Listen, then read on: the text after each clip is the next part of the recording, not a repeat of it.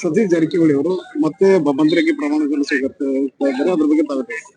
ಇವತ್ತು ನೂತನವಾಗಿ ಮುಖ್ಯಮಂತ್ರಿಗಳಾಗಿರ್ತಕ್ಕಂತಹ ಸನ್ಮಾನ್ಯ ಡಿ ಕೆ ಶಿವಕುಮಾರ್ ಸಾಹೇಬರ ಸಚಿವ ಸಂಪುಟದಲ್ಲಿ ಕ್ಯಾಬಿನೆಟ್ ದರ್ಜೆಯ ಸಚಿವರಾಗಿ ಸನ್ಮಾನ್ಯ ನಮ್ಮೆಲ್ಲರ ನೆಚ್ಚಿನ ನಾಯಕರು ಬೆಳಗಾವಿ ಜಿಲ್ಲೆಯ ಹೆಮ್ಮೆಯ ನಾಯಕರಾಗಿರ್ತಕ್ಕಂಥ ಸನ್ಮಾನ್ಯ ಸತೀಶ್ ಜಾರಕಿಹೊಳಿ ಸಾಹೇಬರು ಮತ್ತೆ 5ನೇ ಬಾರಿಗೆ ಮಂತ್ರಿಗಳಾಗಿ ಪ್ರಮಾಣ ವಚನವನ್ನು ಸ್ವೀಕಾರ ಮಾಡ್ತಾ ಇದ್ದಾರೆ.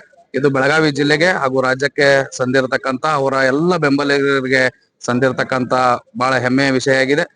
ಈ ನಾಡಿನ ಉದ್ದಗಲಕ್ಕೂ ಅಹಿಂದ ಸಂಘಟನೆ ಮೂಲಕ ತಮ್ಮದೇ ಆದ ಒಂದು ಅಭಿಮಾನಿ ಪಡೆಯನ್ನು ಹೊಂದಿರತಕ್ಕಂತ ನಮ್ಮ ನಾಯಕರು ಇವತ್ತು ಮತ್ತೆ ಮಂತ್ರಿಗಳಾಗಿ ಪ್ರಮಾಣ ವಚನ ಸ್ವೀಕಾರ ಮಾಡ್ತಾ ಇರೋದು ನಮ್ಮೆಲ್ಲರಿಗೂ ಬಹಳ ಹರ್ಷವನ್ನು ತಂದಿದೆ.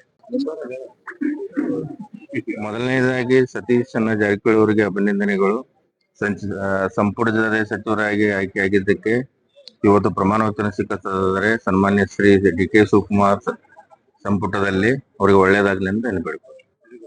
ಏನು ಶಾಸಕರಾಗಿ ಕೆಲಸವನ್ನು ಮಾಡ್ತಾ ಇದ್ದಾರೆ, ಅದೇ ಮತಕ್ಷೇತ್ರದ ಕಾಂಗ್ರೆಸ್ ಪಕ್ಷದ ಬ್ಲಾಕ್ ಅಧ್ಯಕ್ಷರು ಮಾಜಿ ಜಿಲ್ಲಾ ಪಂಚಾಯತ್ ಸದಸ್ಯರಾದಂತಹ ಮಾಂತೇಶ್ವರ ಅವರ ಅನಿಸಿಕೆಯನ್ನು ಕೇಳಿ.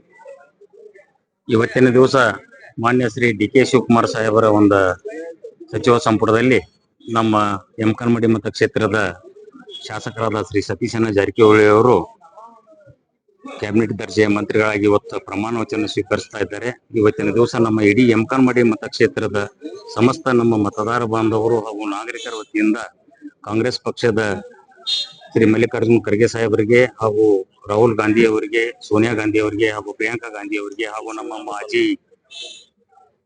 ಮುಖ್ಯಮಂತ್ರಿ ಶ್ರೀ ಮಾನ್ಯ ಸಿದ್ದರಾಮಯ್ಯ ಸಾಹೇಬರಿಗೆ, ವೇಣುಗೋಪಾಲ್ ಸಾಹೇಬರಿಗೆ, ಸುರ್ಜೇವಾಲ ಸಾಹೇಬರಿಗೆ ಹಾಗೂ ಡಿ ಕೆ ಶಿವಕುಮಾರ್ ಸಾಹೇಬರಿಗೆ ಹಾಗೂ ಪಕ್ಷದ ಎಲ್ಲ ಪದಾಧಿಕಾರಿಗಳಿಗೆ ನಮ್ಮ ಯಮಕನಮಡಿ ಮತಕ್ಷೇತ್ರದಿಂದ ತುಂಬಾ ಹೃದಯದ ಒಂದು ಧನ್ಯವಾದಗಳನ್ನು ಸಲ್ಲಿಸುತ್ತೇವೆ.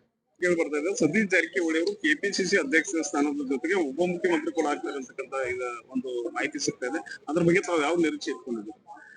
ನಮ್ಮ ನಿರೀಕ್ಷೆಯ ಪ್ರಕಾರ ಅವರು ಉಪಮುಖ್ಯಮಂತ್ರಿಗಳು ಆಗಬೇಕು ಹಾಗೂ ಕೆಪಿಸಿಸಿ ಅಧ್ಯಕ್ಷರು ಆಗಬೇಕಂತ ನಮ್ಮ ಮತಕ್ಷೇತ್ರದ ಸಮಸ್ತ ಜನತೆಯ ಒಂದು ಬಯಕೆಯಾಗಿದೆ. ನಾವು ಬೆಳಗಾವಿ ಜಿಲ್ಲೆ ಯಮಕನಮಡಿ ಮತಕ್ಷೇತ್ರದ ಬೆಂಗಳೂರಿಗೆ ಬಂದಿದ್ದೇವೆ. ಇಲ್ಲಿ ನಮ್ಮ ನಾಯಕರಾದ ಮಾನ್ಯ ಶ್ರೀ ಸತೀಶ್ ಜಾರಕಿಹೊಳಿ ಅವರಿಗೆ ಸಚಿವ ಸ್ಥಾನ ಸಿಗುವ ಭರವಸೆ ಇಟ್ಟುಕೊಂಡು ನಾವೆಲ್ಲರೂ ಕೂಡ ಕಾರ್ಯಕರ್ತರು ಅವರ ಪ್ರಮಾಣ ವಚನ ಸ್ವೀಕಾರ ನೋಡಿ ಆಚರಿಸಲು ನಾವೆಲ್ಲರೂ ಬಂದಿದ್ದೇವೆ. ಅವರು ಈಗಾಗಲೇ ಎಲ್ಲ ಸಮಾಜದ ಜನರನ್ನ ಒಕ್ಕೂಟಾಗಿ ತಗೊಂಡು ಬಂದು ಒಳ್ಳೆಯ ಆಡಳಿತ ನಡೆಸಿದ್ದಾರೆ. ಅದೇ ರೀತಿ ದೇವರು ಅವರಿಗೆ ಇನ್ನೂ ಉನ್ನತ ಹುದ್ದೆಗಳನ್ನ ಕೊಡ್ಲಿ ಅಂತ ಹೇಳಿ ನಾನು ಮಾಧ್ಯಮದ ಮುಖಾಂತರ ದೇವರಲ್ಲಿ ಪ್ರಾರ್ಥಿಸುತ್ತೇನೆ. ನಮ್ಮ ಯಮಕನಮಡಿ ಕ್ಷೇತ್ರದ ಸಮಸ್ತ ಕಾರ್ಯಕರ್ತರು ಹಾಗೂ ಎಲ್ಲ ಮುಖಂಡರ ಜೊತೆ ಆಗಮಿಸುತ್ತಿದೆ. ಇದೇ ರೀತಿಯಾಗಿ ಸತೀಶ್ ಜಾರಕಿಹೊಳಿ ಅವರಿಗೆ ಕೆಪಿಸಿಸಿ ಅಧ್ಯಕ್ಷ ಸ್ಥಾನದ ಜೊತೆಗೆ ಸಚಿವ ಸ್ಥಾನ ಕೊಟ್ರೆ ರಾಜ್ಯದಲ್ಲಿ ಹಿಂದುಳಿದ ವರ್ಗಗಳ ಎಲ್ಲ ಅಹಿಂದ ಮುಖಂಡತ್ವನು ಅವ್ರು ತೆಗೆದುಕೊಂಡು ಹಲವಾರು ಈಗ ನಮ್ಮ ಉದಾಹರಣೆಗೆ ಮೊನ್ನೆ ನಮ್ಮ ಹಾವೇರಿ ಇಲೆಕ್ಷನ್ ಆಗಲಿ, ಬಾಗಲಕೋಟೆ ಇಲೆಕ್ಷನ್ ಆಗಲಿ ನೇತೃತ್ವ ತಗೊಂಡು ಸ್ವಂತ ಶಿಗ್ಗಾಂವ್ ಎಲೆಕ್ಷನ್ ತಗೊಂಡು ನೇತೃತ್ವ ಇಟ್ಕೊಂಡು ಅವ್ರು ಮಾಡಿದ್ದಾರೆ. ಅದೇ ರೀತಿಯಾಗಿ ಅವರಿಗೆ ಅಧ್ಯಕ್ಷ ಸ್ಥಾನದ ಜೊತೆ ಸಚಿವ ಕೊಟ್ರೆ ರಾಜ್ಯಾದ್ಯಂತ ಎಲ್ಲ ವರ್ಗಗಳ ಮುಖಂಡರನ್ನು ಒಗ್ಗೂಡಿಸಿ ಪಕ್ಷವನ್ನು ಮತ್ತೆ 2028ಕ್ಕೆ ಅಧಿಕಾರ ತರುವಲ್ಲಿ ಪ್ರಮುಖ ಪಾತ್ರ ವಹಿಸ್ತಾರೆ. ಅದಕ್ಕಾಗಿ ಅವರಿಗೆ ಹೆಚ್ಚು ಅಧಿಕಾರ ಕೊಟ್ಟು ಹಾರೈಸಲಿ ಅಂತ ನಿಮ್ಮ ಮಾಧ್ಯಮದವರ ಮೂಲಕ ಅವರಲ್ಲಿ ನಮ್ಮ ಹೈಕಮಾಂಡ್ ಹಾಗೂ ನಮ್ಮ ನಮ್ಮ ಮುಖಂಡರುಗಳಿಗೆ ನಾನು ವಿನಂತಿಸ್ತೀನಿ. ನಮಸ್ಕಾರ. ಈಗ ಇಂದ ಸಾವುಕಾರ 4-10 ಪ್ರಮಾಣ ವಚನ ಸ್ವೀಕಾರ ಮಾಡ್ತಾರೋ ಇದ್ದದ ಮಂತ್ರಿನ ಕೊಡೋರು PWD ಮತ್ತ ನಂತರ ಅದ ಕೆಪಿಸಿಸಿ ಕೊಡೋರು. ಕೆಪಿಸಿಸಿ ಇವ್ರನ್ನ ಬಿಟ್ಟು ಬೇರೆ ಮಾಡೋರು ಯಾರಿಲ್ಲ. ಅಂತದ ಯೋಗ್ಯ ಮತ್ತ ನಮ್ಮ ಕರ್ನಾಟಕ ಸರ್ಕಾರ 135 ಮಂದಿ ಯಾರು ಇಲ್ಲ, ಇವ್ರು ಒಬ್ಬರು ಅದಾರ.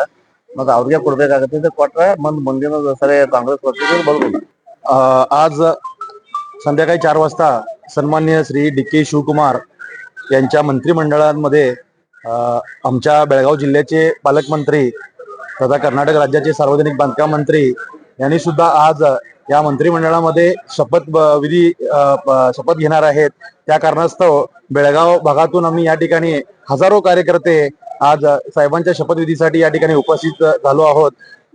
बेळगाव वासियांची तसेच बेळगाव जिल्ह्यातील समस्त नागरिकांची एकच मागणी आहे की साहेब कर्नाटक प्रदेश काँग्रेस कमिटीचे अध्यक्ष व्हावेत आणि त्याच्यासोबतच उपमुख्यमंत्री सुद्धा व्हावेत अशी समस्त बेळगाव जिल्ह्यातील जनतेची मागणी आहे आणि ही मागणी लवकरात लवकर पूर्ण होत एवढी आम्ही या बेळगाव वासियांच्याकडून सरकारकडे मागणी करत आहोत.